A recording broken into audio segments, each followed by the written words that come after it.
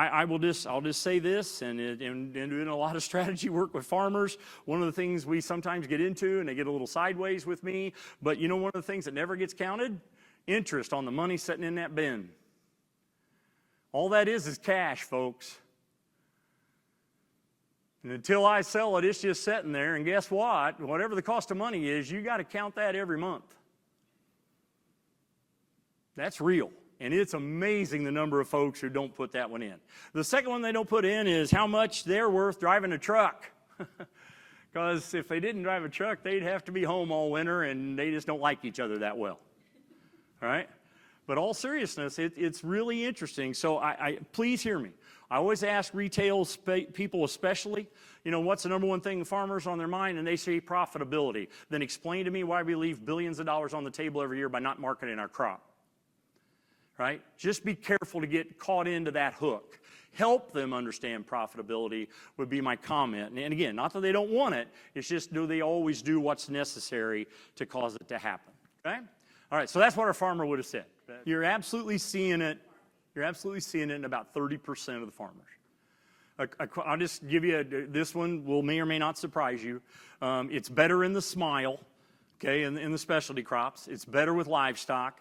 But when I ask the question, especially in the Corn Belt, what percentage of your growers truly know and understand their cost of production, i.e. their call and interest on the grain bin, the number's never higher than 30%.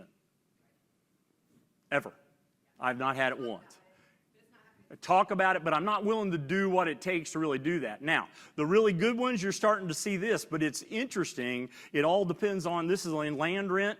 And I won't go too long here, I promise, but in land rent, if it's second or third generation landowner, okay, this starts getting real interesting because the good ones are starting to do this. Because of all the technology and the information that they have, let's say it's a 100-acre field.